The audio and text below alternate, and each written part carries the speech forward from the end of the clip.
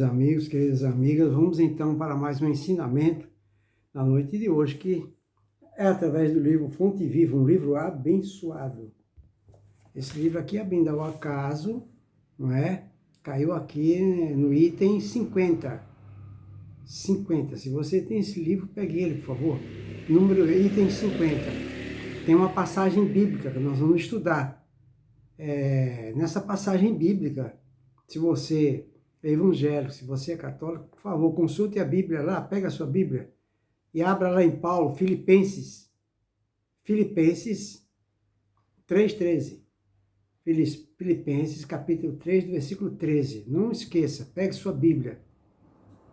Abra lá com palavras de Paulo, que ele fala para os Filipenses, capítulo 3, do versículo 13.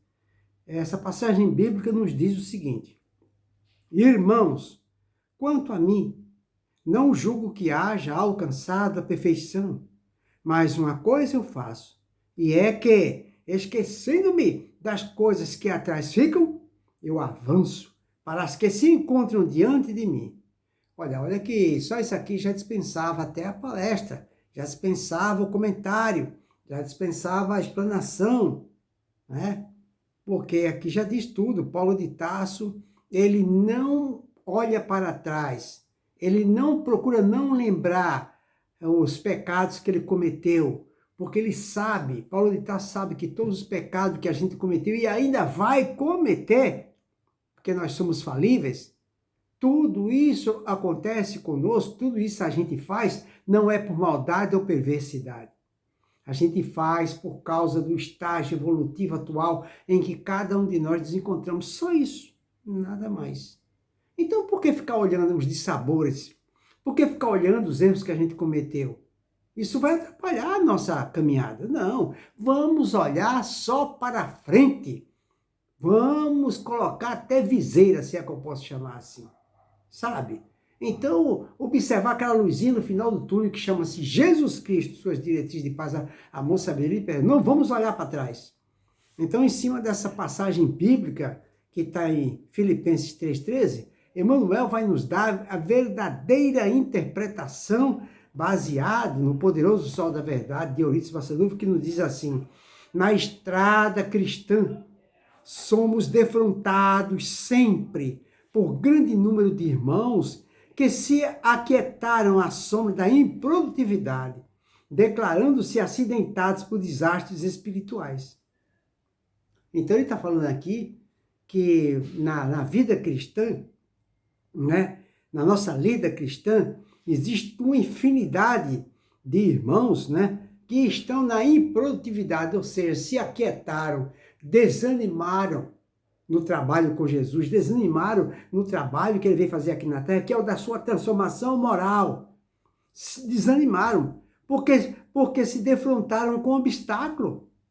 Como é que uma pessoa pode progredir se ela não enfrentar o obstáculo? Só se progride com a superação do obstáculo. Então vamos ver alguns desses obstáculos que Emmanuel apresenta aqui. Ó. Eu vou repetir o que ele falou. Na estrada cristã, ou seja, na nossa lida cristã, somos defrontados sempre por um grande número de irmãos que se aquietaram à sombra da improdutividade, ou seja, pararam de trabalhar. Porque se declarando-se acidentados por desastres espirituais. Aí vamos ver que desastres espirituais são esses que fizeram com que eles ficassem ociosos, desanimados, improdutivos. Ele fala, às vezes é alguém que chora a perda de um parente querido, chamada a transformação do túmulo. Olha só. Então, às vezes, morre um parente que a gente tanto ama e a pessoa para de trabalhar na sua vida cristã, porque ficou triste, desanimado, desalentado. É o que ele falou. Às vezes é alguém que chora a perda de um parente querido, chamada a transformação do túmulo. Ele não falou que o seu parente foi para debaixo da terra e morreu, não.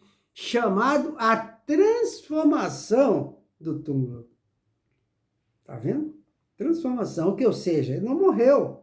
Os nossos parentes não morreram. Ele foi para debaixo da terra, virou pó e não desapareceu. Ele continua vivendo. Porque o pó, ele terá outra atividade, outro trabalho embaixo da terra. Desaparecer, jamais. Ele passa por uma metamorfose, o corpo físico. Então, o que restou foi o eterno, o imortal, que é a alma e o espírito. Então, houve essa transformação naquele que foi enterrado. Ele passa por uma transformação. Aí, às vezes, ele fala aqui, é o trabalhador que se viu dilacerado pela incompreensão de um amigo. Aí ele desanima. Às vezes é um missionário que se imobilizou em face da calúnia. Então, às vezes é um missionário que ele foi caluniado. Quem mais foi caluniado do que Jesus e depois Chico Xavier? Todos eles foram caluniados. Mahatma Gandhi, todos foram caluniados, ameaçados, presos. Aí que tá, e ninguém desanimou. É resiliência, pessoal. Ele está chamando nós aqui a resiliência. Ele usa a palavra aqui, avancemos. Avancemos é resiliência. Ele continua, às vezes é alguém que lastima a deserção de um consórcio da boa luta. Às vezes a pessoa desanima porque, não é? Algum amigo nosso, companheiro de trabalho, resolveu seguir outro caminho. Às vezes é o operário do bem que clama indefinidamente contra a fuga da companheira que não lhe percebeu a dedicação efetiva, tá vendo? Outra situação dolorosa. Às vezes é o idealista que espera uma fortuna material para dar início às realizações que lhe competem. Tem uns que querem ganhar na loteria para poder se sentir estimulado a trabalhar para Jesus. Às vezes é o cooperador que permanece na expectativa do emprego ricamente remunerado para consagrar-se às boas obras. Quando eu estiver ganhando bem, um bom salário, eu vou arrumar tempo para ajudar os pobres. Aí fica difícil, né? Então, às vezes é a mulher que se enrola no cipoal da queixa contra os familiares incompreensíveis. Às vezes é a mulher que deixa de ir para a igreja, deixa de ir visitar as pessoas, larga a sua religião, porque ela se enrola, não é, na queixa contra os familiares dela, que é incompreensível para com ela. Às vezes é o colaborador que se escandaliza com os defeitos do próximo, congelando as possibilidades de servir. Às vezes a pessoa vê tanto defeito no outro, no ambiente de trabalho, às vezes no ambiente religioso, que a pessoa desanima, fala, isso aqui não é ambiente para mim, vai embora. Às vezes é alguém que deplora um erro cometido, menosprezando as bênçãos do tempo, em remorso destrutivo, meu Deus. Ou então, o passado, porém, se guarda em virtude da experiência, não é? Olha o que ele fala, o passado, porém, se guarda as virtudes da experiência. Nem sempre é o melhor condutor da vida para o futuro, nem sempre o passado, lembrar o passado, viver o passado, é o melhor para o nosso futuro.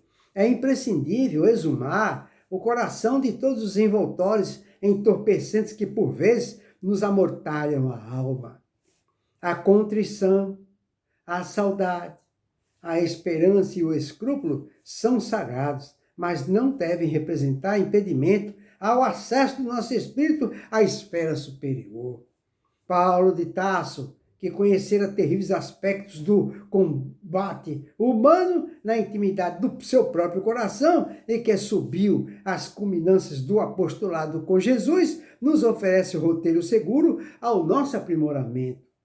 Esqueçamos todas as expressões inferiores do dia, de ontem, e avancemos para os dias iluminados que nos esperam. Eis a essência de seu aviso fraternal à comunidade dos filipenses. Centralizemos nossa energia em Jesus Cristo e caminhemos para diante. Ninguém progride sem renovar-se. Eis aí a sugestão de Paulo de Tarso. Avancemos. Nada deve nos deter, pessoal. Nada deve nos deter. Se a gente quer conseguir alguma coisa, mesmo que seja material, se quer comprar uma casa, um terreno, um carro, mesmo que seja material, se a gente está com firme propósito de conseguir, a gente vai passar por duras provas. Vai chegar a época que a gente vai faltar o dinheiro, vai chegar a época que a gente vai adoecer, vai chegar a época que acontece algum desastre, vai haver os contras. Em tudo na nossa vida existe prós e contra. Não podemos desanimar, parar no meio do caminho. Não, de forma alguma. Nós temos, por isso que Jesus fala, aquele que perseverar até o fim será salvo. Então, nós temos que insistir, persistir, não desistir. Resiliência. resiliência nos nossos ideais. Fica aí, para nossa reflexão, a boa noite para todos, que Jesus nos abençoe.